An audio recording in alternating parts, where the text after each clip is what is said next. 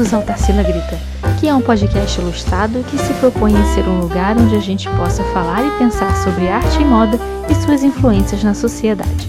Eu sou Natália Tis, designer de moda, historiadora e produtora do canal Tarsila Grita.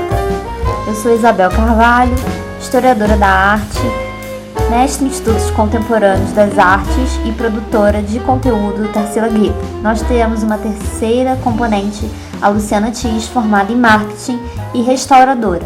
Ela é nossa editora e colaboradora de conteúdo do Tarsila Grita.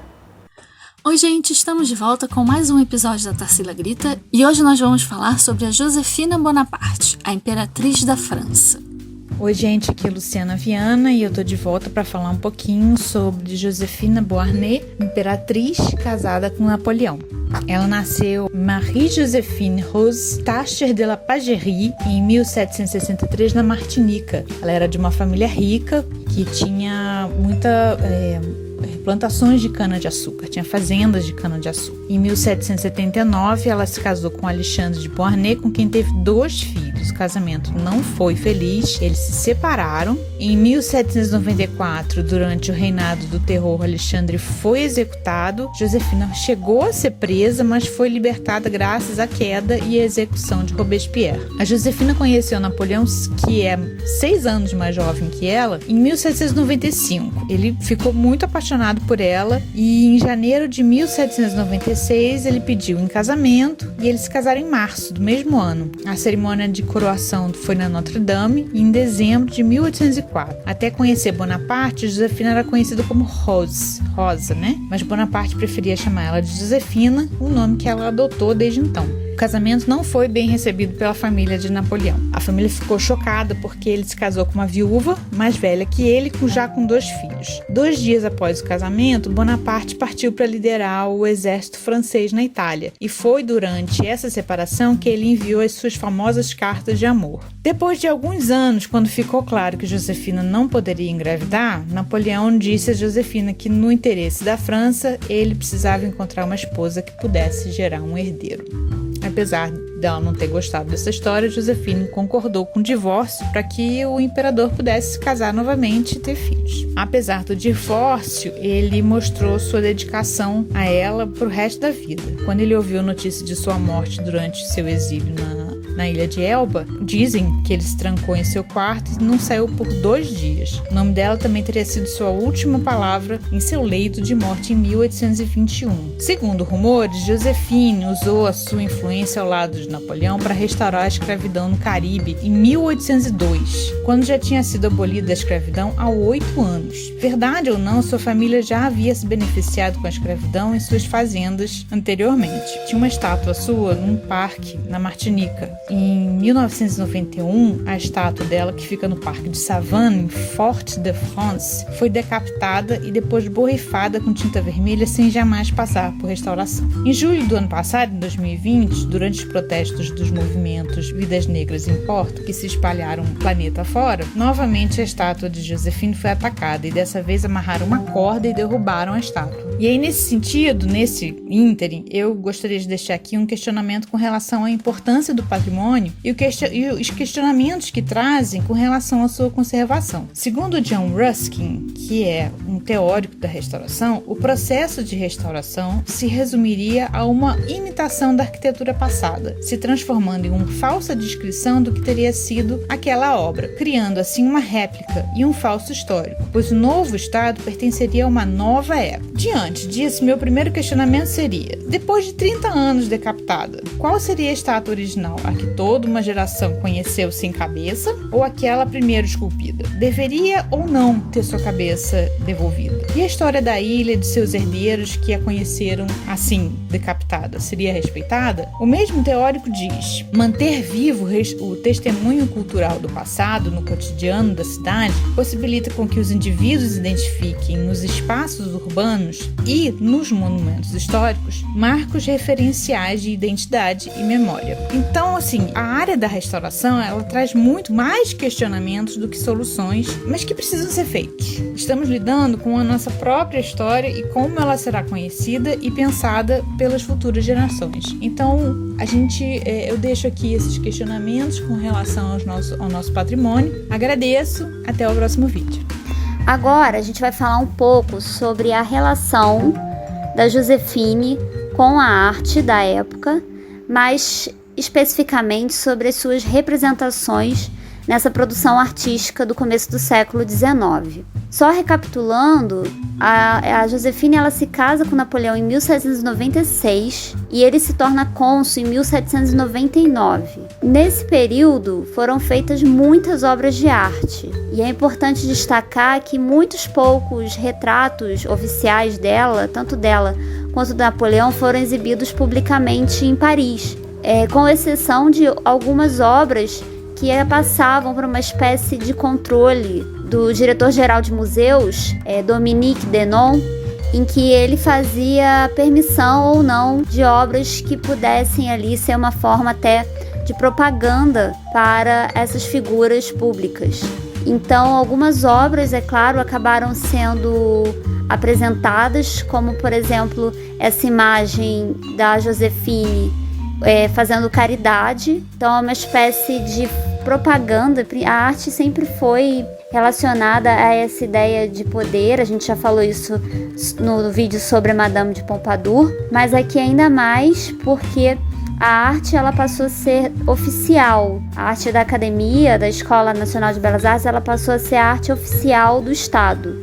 Ela foi institucionalizada. Então, a gente vê muito essa produção feita dentro da academia, muito de cunho político. Outras representações eram muito comuns, tentando mostrar uma imagem agradável da Josefina durante o período do consulado. Inclusive, ela tinha uma fama meio ruim. Isso se dava principalmente em relação às mulheres que tinham amantes, como a Maria Antonieta. Enquanto os homens podiam ter suas amantes, enfim, ninguém falava absolutamente nada, quando as mulheres tinham amantes, elas acabavam sendo vistas de uma forma muito ruim na sociedade. Então, esses aspectos picantes dessa imagem pública dela tiveram que ser transformados em aspectos próprios para uma figura pública. Então, várias gravuras em torno dessa imagem da Josefine acabaram trazendo ela muito com esse traje que ela usava, elegante, neogrego, mostrando rituais em deferência à autoridade patriarcal. Então, por exemplo, essa imagem dela sentada, desenhando o que seria o busto do marido dela, né? Mostrando ali que ela tinha uma adoração pelo esposo. Além dessas imagens que eram criadas em torno desse papel dela, que é uma espécie de artifício, né, para propaganda pública dessa figura política, também a gente tem outros como esse do Barão François Gérard, Retrato de Josefine de 1801, em que ela também é apresentada nesses trajes neogregos elegantes, na sua poltrona, no seu sofá super elegantes, mas sempre com muita simplicidade. Esse elemento da simplicidade ele é característico dessa arte neoclássica que surge ali no final do século XVIII, no começo do século XIX, e que vai ser muito utilizado nesse período do Napoleão. Então, em 1804, Napoleão se torna imperador e, consequentemente, a Josefine imperatriz, mas o casamento já estava assim, muito abalado. Na verdade, foi apenas um casamento de fachada. E em 1809, eles se divorciam. Uma das representações mais marcantes em torno desse processo de transformação para império principalmente os retratos em torno da coroação. Então a gente tem deles sozinhos, dos dois sozinhos, nos seus retratos de poder, e também da própria coroação em si, que foi um quadro feito pelo Jacques-Louis David, que era um dos maiores pintores desse período. No retrato feito pelo Barão François Gérard, Josefine em traje de coroação, a gente percebe a roupa dela, né, que ela está vestida com uma espécie de manto. Na verdade, o manto está ali jogado no trono, semelhante a um veludo carmesim bordado com abelhas. É importante salientar que a abelha ela foi uma substituta da flor de lis, que era utilizada na monarquia francesa. E aí eles começaram a usar a abelha no lugar da flor de lis no manto, simbolizando aí uma ligação dessa dinastia com os merovingios, que o Napoleão tinha feito uma dessas incursões arqueológicas que ele financiou, enfim, tinha encontrado uma representação de uma abelha que simbolizaria esses merovingios, então fazendo uma conexão com dinastias do passado, com pessoas que estavam no poder no passado, e tentando desarticular a relação com a monarquia. Segundo a Carol Kiefer, ela vai falar que esse papel da Josefine no planejamento, na criação da coroação do Davi, foi pouco estudado. E quando consideramos sua importância para Napoleão, na primeira década do novo século, passamos a ver a pintura como uma narrativa comovente da situação dramática de Josefine. Como Napoleão já estava contemplando o divórcio no momento da coroação, a celebração da coroação da imperatriz parece estranha ou dúbia. Foi um ato caprichoso, como alguns sugeriram. Fez por amor, como uma homenagem compensatória, ou foi uma manobra política? A importância de Josefine como esposa de Napoleão e como árbitro do gosto artístico neste momento é inquestionável. Ela gostava particularmente dos temas monarquistas, das novas pinturas do estilo trovador. Inclusive, um dos trabalhos que a Josefine gostava muito é desse artista chamado Fleury Richard Valentini de Milão, em luto por seu marido, o Duque de Orleans. Então, os temas medievais e monárquicos emergem na coroação, endossando sentimentos. Esse estilo de pintura chamado trovador, ele foi denominado assim posteriormente por um historiador da arte já no século XX, e ele vai denominar esse estilo basicamente a pintura feita em referência a temas medievais, que ficaram bastante moda no século XIX. Então, a autora continua falando sobre esse tema. Então, a inflexão do trovador na pintura também dá uma cara ao profundo amor de Napoleão por Josefina. O grande rei ou cavaleiro coroa sua amada, sabendo muito bem que tragicamente sua união deve ser dissolvida para o bem da França. Por que ela está falando isso? Acontece que a Josefine não poderia ter filhos. Ela já tinha tido 2 filhos num casamento anterior, e depois ela não conseguia dar nenhum herdeiro para Napoleão. E além disso, a família do Napoleão também exercia muita pressão no casamento dos dois, porque eles não gostavam da Josefine e também tinham essa ideia de que ela não poderia dar um herdeiro. Isso é propaganda elaborada. A imagem assegura o lugar de Josefina na história e faz de Napoleão um herói cavalheiresco. Poder, ascendência imperial, sacrifício pessoal e segurança, clientelismo, gosto artístico e sensibilidade ao trovador. Todos esses temas entrelaçados convergem nessa famosa pintura de Jacques-Louis David. Atrás da Josefine, que está vestido com aquele traje que eu citei anteriormente, as irmãs de Napoleão seguram o manto. Existe uma anedota que conta que elas teriam puxado o manto para que a Josefine caísse no chão durante a coroação, mas que ela conseguiu se equilibrar e manter-se em pé. O quadro é gigantesco, ele segue basicamente todas as linhas básicas do neoclassicismo, dessa arte acadêmica que se colocava ali então em prol de uma produção em torno do Estado. Além dessas pinturas oficiais, históricas, a gente vai ver alguns outros retratos da Josefine, como esse do Pierre Proudhon, que era um artista que tanto a Josefine quanto Napoleão gostavam. Esse é um retrato de 1805. Como vocês podem perceber, de modo geral, Josefine, quando é retratada de forma isolada, ela se encontra sentada, como naquele outro que eu mostrei do traje de coroação, e sempre ressaltando essa ideia da simplicidade. Então, nesse retrato do Proudhon, ela tá ali sentada na natureza, você tem poucos elementos, ela tá com aquela roupa em estilo neogrego. É um quadro que se baseia muito na estética inglesa desse período. Em 1809, o divórcio então aconteceu porque a Josefine não teria a possibilidade de dar herdeiros a ele. E uma amante do Napoleão tinha conseguido dar à luz um filho para ele, então não havia mais necessidade de se manter ali o casamento. E aí o que acontece, que o imperador, ao falar, desse divórcio, ele diz o seguinte: é do interesse e da necessidade dos seus povos que querem que ele deixe aos filhos este trono onde a providência o colocou, do sacrifício que lhe faz os mais doces afetos do coração. E aí, por sua vez, a Josefine fala: com a permissão de nosso augusto e querido marido, devo declarar que, não tendo nenhuma esperança de ter filhos que possam satisfazer as necessidades de sua política e os interesses da França, tenho o prazer de dar-lhe a maior prova de apego e devoção que já foi dada. Esses foram 2 discursos proferidos e relatados nessa data. E esse quadro mostra a cena, a situação dela em pé. Ela tá bem centralizada no quadro, bem iluminada, e a filha dela que chora no ombro da mãe. Centrado no trono tem o Napoleão, olhando muito sério, né, para a situação toda. Então, tudo que acontecia em torno dessa família, dos relacionamentos, da imagem pública do imperador, né, tinha todas essas representações, essas pinturas, e é que a gente chama de uma arte oficial, uma arte que estava sendo produzida justamente até mesmo com o intuito de narrar a história, para que hoje a gente pudesse estar falando sobre isso. E a arte neoclássica, ela sempre teve muito envolta nas questões históricas, nos temas nobres, e justamente para escrever a história de uma forma visual. Bom, eu vou falar um pouquinho sobre a moda da época e a relação da Joséphine Bonaparte com a moda. Então a gente está vendo aqui uma pintura dela, onde ela tá já com um vestido neoclássico, típico da época, né, do Império.